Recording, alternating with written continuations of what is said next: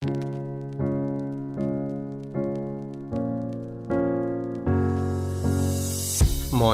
জ্যোতিৰ্ময় আৰু আজি আপোনালোকক শুনাব বিচাৰিছোঁ গীতাশ্ৰী দুৱৰা গগৈৰ দ্বাৰা লিখিত চুটি গল্প অনাহুত।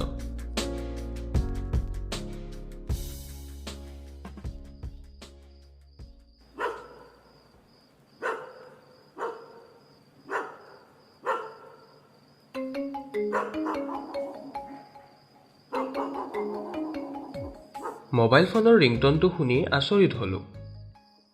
মনে মনে অলপ ভয়ো খালোঁ। এই সময়তনো কোনে ফোন কৰিলে? বিশেষ প্ৰয়োজন নহ'লে সাধাৰণতে কোনেও এই সময়ত মোলৈ ফোন কৰাৰ কথা মনত নপৰে। ঘড়ীৰ কাটাই সেই সময়ত 11 পাৰ হৈ 12ৰ ঘৰত প্ৰৱেশ কৰিবলৈ যো-জা কৰিছে। অলকা ইতিমধ্যে শুলেই। ময়ো পঢ়ি থকা আলোচনীখন সামৰি এদতীয়া কৰিছিলোঁৱেই। ছেকেণ্ডৰ বিৰতিৰ পিছত ৰিংটনটো আকৌ বাজি উঠিল।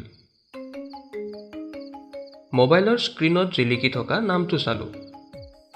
ডাক্তৰ দেৱজিৎ শোকাধৰা। জাপ মাৰি উঠিলোঁ। এওঁ নয়নদ্বীপৰ হোষ্টেলৰ ছুপাৰ। লৰালৰিকৈ কলটো ধৰিলোঁ। সিফালৰ পৰা শোকাধৰাৰ কণ্ঠস্বৰ ভাহি আহিল। কুমুদ বৰুৱা হয়নে? হয়। কওকচোন, এনিথিং ৰং? নহয়, মানে আপোনাৰ ল'ৰা নয়নদ্বীপ বৰুৱাৰ এটা সৰু এক্সিডেণ্ট হৈছে। আপোনালোক যিমান সোনকালে পাৰে ইয়ালৈ আহক। বৰ্তমান তাক GNRCত ভৰ্তি কৰা হৈছে। এক্সিডেণ্ট মানে? সিটো হোষ্টেলতহে আছিল। এক্সিডেণ্ট হ'বলৈ কেনেকৈ পালে? তদুপৰি সন্ধিয়া 7মান বজাত মাক এটালৈ ফোন কৰিছিল। তেতিয়াতো সকলো ঠিকেই আছিল। দুৰ্ঘটনাটো কেতিয়া হ'ল? সি বেছিকৈ দুখ পাইছে নেকি? আপোনালোকে কেতিয়া গম পালে তাৰ কথা? মোৰ ওপৰজোপৰি প্ৰশ্নবাণত ধৰাশায়ী হ'ল ডক্টৰ শোকাধৰা। কিন্তু তেওঁ যেন বেছি কথা বঢ়াব নিবিচাৰিলে। সেইবোৰ কথা পিছতো গম পাব। এতিয়া যিমান পাৰে সোনকালে অহাৰ ব্যৱস্থা কৰক।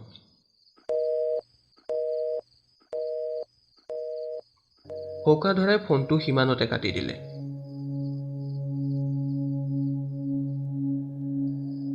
মই যেন কিংকৰ্তব্য বিমূঢ় হৈ পৰিলোঁ। ফোনত কথা পাতি থকা সময়খিনিত যেনেকৈ হওক কোনোবা মোৰ লগত আছিল।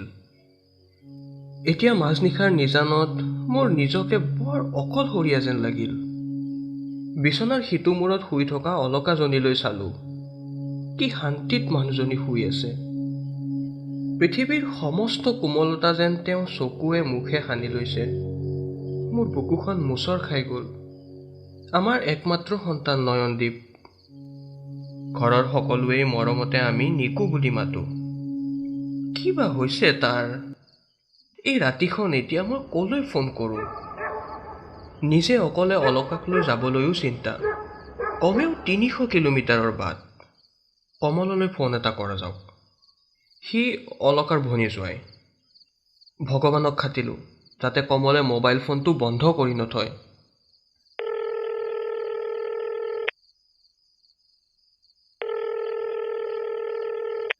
ভাগ্য ভাল। ফোনটো কেইবাৰমান ৰিং কৰাৰ পিছতেই সিটো মূৰত কমলে ধৰিলে। কি হ'ল ভিনদেউ? এই ৰাতিখন ফোন কৰিলে যে? বাইদেউৰ গাটো বেয়া নেকি? নহয় কমল, নিকুৰ হোষ্টেলৰ ছুপাৰে ফোন কৰিছিল। তাৰ বোলে কিবা এক্সিডেণ্ট হৈছে। অলকাক লৈ অকলে যাবলৈ অসুবিধা পাইছোঁ। তুমি বাৰু আমাৰ লগত যাব পাৰিবা নেকি? কি যে কয় ভিনদেউ। আপোনালোক ৰেডি হওক। মই 10 মিনিটৰ ভিতৰত আপোনালোকৰ ঘৰ পাই আছোঁ। গাড়ী মোৰখনে লৈ যাম। আপুনি চিন্তা নকৰিব। মাত্ৰ বাইদেউক বেছিকৈ একো নক'ব। জানেইতো মাইকী মানুহৰ কথা, নহ'লে জাৰ্ণি কৰিবলৈ অসুবিধা হ'ব। কি হৈছে নিকুৰ? তুমি একো নোকোৱা কিয়? তুমি কালৈ ফোন কৰিছিলা? নিকুৰ কিবা হৈছে বুলি তোমাক কোনে খবৰ দিলে? অলকাই তেতিয়াই অনৰ্গল প্ৰশ্ন সুধিয়েই আছিল। মেলা চুলিতাৰিয়েদি তেওঁক উদ্ভ্ৰান্তৰ দৰে দেখা হৈছিল। নিকুৰ সৰু এক্সিডেণ্ট এটা হৈছে। হোষ্টেলৰ পৰা আমাক মাতি পঠিয়াইছে। তুমি যিমান পাৰা সোনকালে ওলোৱা। কমল আহি আছে, সি আমাক লৈ যাব। আৰু ময়ো অন্য বিশেষ একো নাজানো। আমাৰ কথা শুনি থকা অলকাক বেছি কথা কোৱাৰ সুযোগ নিদি কথাটো সিমানতে সামৰি থলোঁ। এই মুহূৰ্তত মই ধৈৰ্যৰ বানডাল শিথিল কৰি দিলে সকলো যেন খেলি মেলি হ'ব। বাৰে বাৰে GNRCৰ এক ব্যস্ততাৰ ছবিয়ে মোক আমনি কৰিছে। আচলতে সময়ক আমি নিজৰ বাবে বান্ধি ৰখাতকৈ সময় আহে যেন আজিকালি আমাক বাৰে বাৰে দৌৰাব লাগিছে।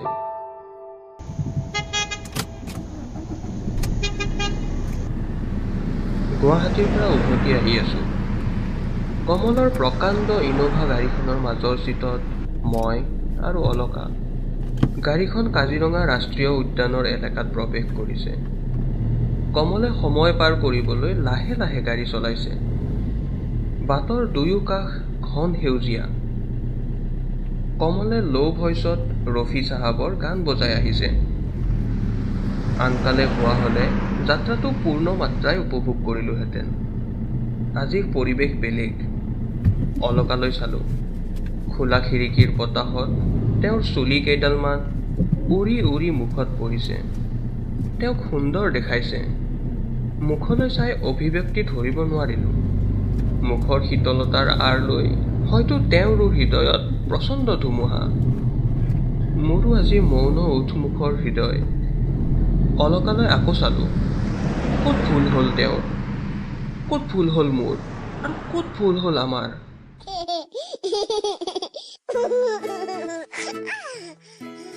বিয়াৰ 4 বছৰৰ পিছত নিকু আমাৰ মাজলৈ আহিছিল মানে দিন পক্ষ চাই আমিয়েই বিচাৰিছিলোঁ।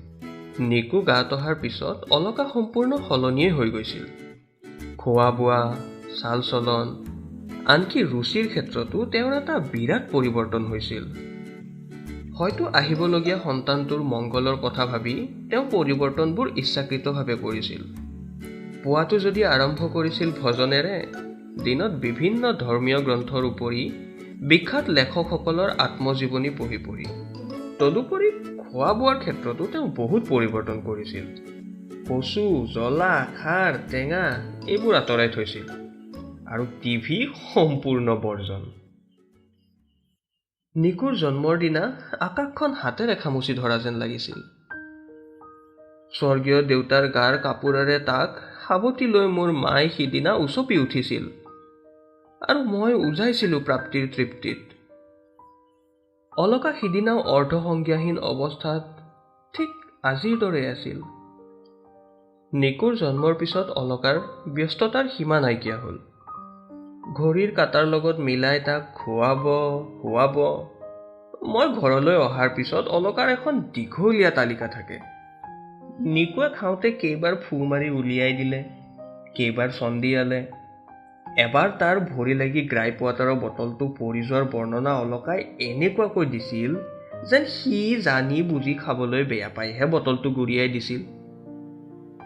এনেকৈ বাৎসল্য প্ৰেমত অলকা হেৰাই গৈছিল। মাজে মাজে মই সোঁৱৰাইছিলোঁ, এৰা ময়ো আছোঁ নহয় ঘৰখনত। আমনি নকৰিবা, নিজৰ কাম নিজে কৰা। মই 2টা কেছৰ দায়িত্ব ল'ব নোৱাৰোঁ। অলকাই ভেকাহি মাৰে। অলকাৰ বিয়াৰ পিছৰ পৰাই এটা অভ্যাস আছিল। মই ক'ৰবালৈ গ'লে বা আহি ঘৰ সোমালে গেটখন খুলি দিয়ে। এতিয়া তেওঁৰ লগত নিকুও লগ হ'ল। কামলৈ যাবলৈ ওলালে মটৰ চাইকেলৰ পিছৰ চিটত বহি পিতা মোক এক পাক মাৰি আনা বুলি ক'ব পৰা হ'ল। তাক নাৰ্চাৰী স্কুলত দিওঁতে অলকাই মাত্ৰ 2টা ঘণ্টাৰ বাবেও তাক অকলে এৰি দিব নিবিচাৰি স্কুলৰ বাৰাণ্ডাতে ৰৈ থাকে। তাৰ পিছত আৰম্ভ হ'ল আন এক পৰ্ব। নতুনকৈ দিয়া স্কুলখনত অভিভাৱক ৰৈ থকাৰ নিয়ম নথকাৰ বাবে অলকা বিপাঙত পৰিল। আনফালে মোৰ কামৰ হেঁচাৰ বাবে অনা নিয়া কৰাত অসুবিধা হ'বলৈ ধৰিলে। কাজেই তাৰ বাবে ৰিক্সা এখন বন্দবস্ত কৰা হ'ল। আকৌ অলকাৰ ভয়, জানোচা সি ৰিক্সাৰ পৰা স্কুলত আৰু স্কুলৰ পৰা ৰিক্সাত উঠিব নোৱাৰে। সেইকাৰণে তাক ৰিক্সাত পঠিয়াই আমি দুয়ো মটৰ চাইকেলত স্কুললৈ গৈ 1 সপ্তাহমান কেনেকৈ ৰিক্সাৰ পৰা স্কুললৈ আৰু নিজে ছুটিৰ পিছত ৰিক্সাত উঠিব লাগে ট্ৰেইনিং দিলোঁ। শেষত ৰিক্সাৱালাৰ হাতত কম দামী মোবাইল এটা কিনি দি অলকাক আশ্বস্ত কৰিলোঁ। কমলে লাহেকৈ গাড়ীখনত ব্ৰেক মাৰিলে। স্পীড বেছি নাছিল, সামান্য এটা জোকাৰণি, তাৰপিছত আকৌ মসৃণ গতি। সন্মুখত পোৱালি দুটাৰ সৈতে হৰিণা ৰাস্তাটো পাৰ হৈছিল। ভাল স্পীড কম আছিল, নহ'লে এটা পোৱালি গ'লেইহেঁতেন আৰু। কমলে তাৰ স্বভাৱসুলভ হাঁহিটোৰ সৈতে ক'লে।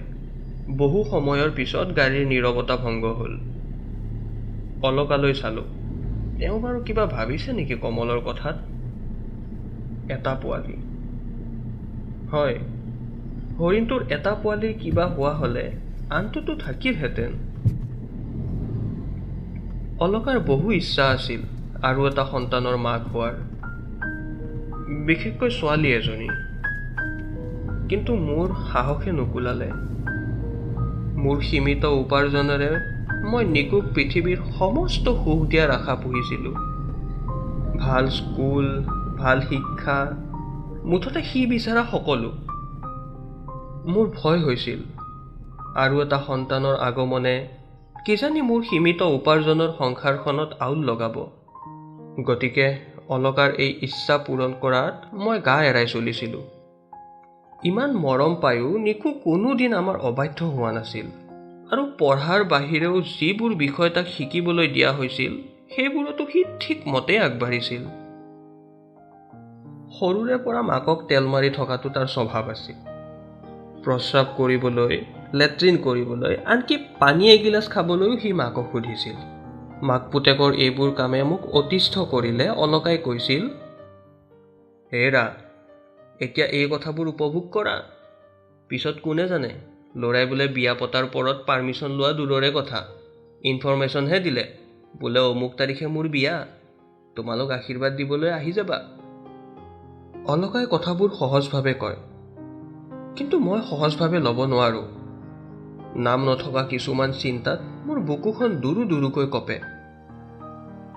সঁচাকৈয়ে যদি এনে কিবা এটা হয়, ল'ৰাই যদি আমাক নুসুধাকৈয়ে কিবা এটা কৰে, কিবা খায়, ক'ৰবালৈ যায়, তাক কেন্দ্ৰ কৰি ঘূৰা কক্ষপথটোৰ পৰা বাৰু আমি কক্ষচ্যুত নহ'মনে? এবাৰ নিকুৱে এটা সাংঘাতিক কাম কৰিছিল। তাৰ সৰু মগজুৰে কৰা এই কামটো আমাৰ কল্পনাৰো অগোচৰ আছিল। মাকৰ তাৰ প্ৰতি থকা বিশ্বাসত সি মোক্ষম আঘাত হানিছিল। তাৰ স্কুলৰ পৰীক্ষাৰ বহীবোৰ অভিভাৱকক দেখুওৱাৰ আগেয়ে ছাত্ৰসকলকো এবাৰ দেখুওৱাৰ নিয়ম। নিকুৱে এখন কাগজত নম্বৰবোৰ লিখি মাকক দেখুৱাবলৈ লৈ আহে আৰু তাৰপিছত অলকাই স্কুলত বহি চাই চহী কৰি ঘূৰি আহে। সেইবাৰৰ পৰীক্ষাটো নিকুৱে ভবামতেই নম্বৰ পাইছিল, কিন্তু স্কুললৈ গৈ অলকা আচৰিত হ'ল। কেইটামান বিষয়ত নিকুৱে লিখি লৈ অনাতকৈ কম নম্বৰ পাইছে। নিকুৱে বাৰে বাৰে সি নম্বৰ লিখি লৈ যোৱা কাগজখন মাকক দেখুৱাই সি যে সঁচাকৈ পোৱা নম্বৰকেইটাই লিখি লৈ গৈছিল তাকে বুজাবলৈ অহৰহ চেষ্টা কৰি আছিল। অলকাই দেখিলে যে আগেয়ে পেঞ্চিলেৰে লিখি লৈ যোৱা নম্বৰবোৰ মোহাৰি তাৰ ঠাইত সি শুদ্ধ নম্বৰবোৰ লিখি থৈছে। সন্মুখৰ বেঞ্চত বহি চাই থকা আন এগৰাকী অভিভাৱকেও তেওঁৰ ছোৱালীজনীয়েও একে কাম কৰা বুলি অলকাক কৈছিল। অভিভাৱকগৰাকীয়ে ছোৱালীজনীক মৃদু ধমকি এটা দি কোঠাৰ পৰা ওলাই গৈছিল। অলকাই অতি ধৈৰ্যৰে বহীকেইখনত চহী কৰি শ্ৰেণী শিক্ষকৰ আগত কথাটো কৈ উচুপি উঠিছিল। নম্বৰ কম পোৱাটো অলকাৰ বাবে ডাঙৰ কথা নাছিল, আছিল বিশ্বাসৰ। নিকুক ভেটি কৰি গঢ় লোৱা বিশ্বাসৰ আধাৰশিলাত সিদিনা যেন চিৰাল ফাট দিছিল। সামান্য এটা জোকাৰণিতেই যেন সকলো ধমহাই খহি পৰিব। অলকাক সিদিনা বহুতেই বুজাব চেষ্টা কৰিছিল, শ্ৰেণী শিক্ষক, সেই সময়ত উপস্থিত থকা আন অভিভাৱক সকলোৱে। কিন্তু অলকাই মাত্ৰ উচুপিছিল। মই কথাটো জনাৰ পিছত তাক গুৰুলা গুৰুল কৰি কোবাইছিলোঁ। নিৰাপদ আশ্ৰয়স্থল বিচাৰি সি সিদিনা পঢ়া টেবুলত বহি আছিল। প্ৰথম দুদিনমান অলকাই তাক একো নকলে। তাৰ পিছত এদিন সুধিলে, ফাঁকি আচলতে সি কাক দিবলৈ বিচাৰিছিল, মাকক নে নিজক? হোষ্টেলৰ ছুপাৰৰ ফোন পোৱাৰ পিছত গুৱাহাটীলৈ গৈ পোৱাৰ সময়খিনি এটা যুগ যেন অনুভৱ হৈছিল। বাটত আহোঁতে তাৰ কেইবাটাও বন্ধুলৈ ফোন কৰিও সঠিককৈ একো জানিব পৰা নাছিলোঁ। গুৱাহাটীত আমালৈ ৰৈ আছিল আন এটা আশ্চৰ্যই। নিকুৰ দেহত বিশেষ আঘাত নাছিল, কিন্তু সি অস্বাভাৱিকৰ দৰে আচৰণ কৰিছিল। সেইবাবে তাক চেতনাহীন দৰৱ দি থকা হৈছিল। তাক প্ৰথম দেখোঁতে সি শান্ত ল'ৰাৰ দৰে শুই আছিল। অলকাৰ চকুৰ পানী সৰসৰাই ওলাইছিল আৰু মই ঘটনাটোৰ বুজ ল'বলৈ চেষ্টা কৰিছিলোঁ। নিকু আৰু তাৰ লগৰ কেইটামান ল'ৰা সিদিনা সোণাপুৰলৈ গৈছিল। দুপৰীয়াতে হোষ্টেলৰ পৰা মটৰ চাইকেলত ওলাই যোৱা সিহঁতৰ দলটোৱে ধাবাত পাৰ্টি কৰি ঘূৰি আহিছিল। এক্সিডেণ্টটো তেতিয়াই। সন্ধিয়া 7 বজাত যেতিয়া মাকে তালৈ ফোন কৰিছিল, মাকক কোৱাৰ দৰে সি হোষ্টেলত নাছিল, আছিল সোণাপুৰৰ কোনো ধাবাত। যিটো ল'ৰাৰ মটৰ চাইকেলৰ পিছৰ চিটত নিকু বহি গৈছিল, তাৰ ঘটনাস্থলীতেই মৃত্যু ঘটিছিল। চকুৰ আগতে মৃত্যু দেখি নিকুৱে সেই সময়ত মানসিক ভাৰসাম্য হেৰুৱাই পেলাইছিল। মৃত্যু ঘটা ল'ৰাটো ঘৰৰ একমাত্ৰ ল'ৰা আছিল।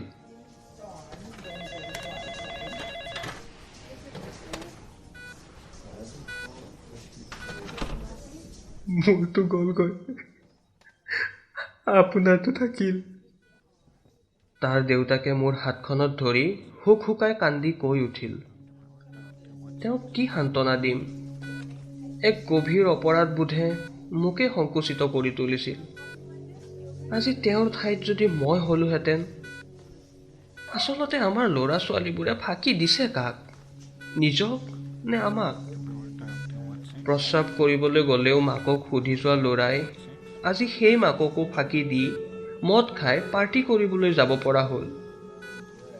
পঢ়িছোঁ বুলি কৈ আৰু বা কত কি কৰি ফুৰিছে।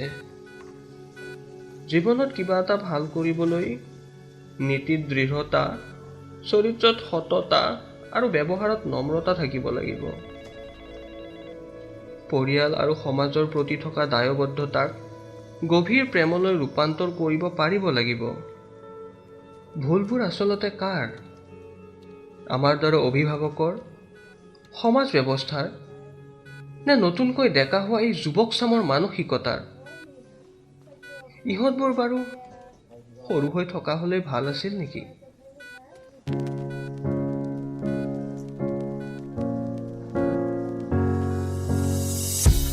আজিৰ গল্পটো ইমানেই। আশা কৰিছোঁ আপোনালোকে গল্পটো উপভোগ কৰিব পাৰিছে। আপোনালোকৰো চুটি গল্প পাঠ কৰাৰ বাবে ডেছক্ৰিপশ্যনত উল্লেখ কৰা ইমেইল আইডিটোত যোগাযোগ কৰক। ধন্যবাদ।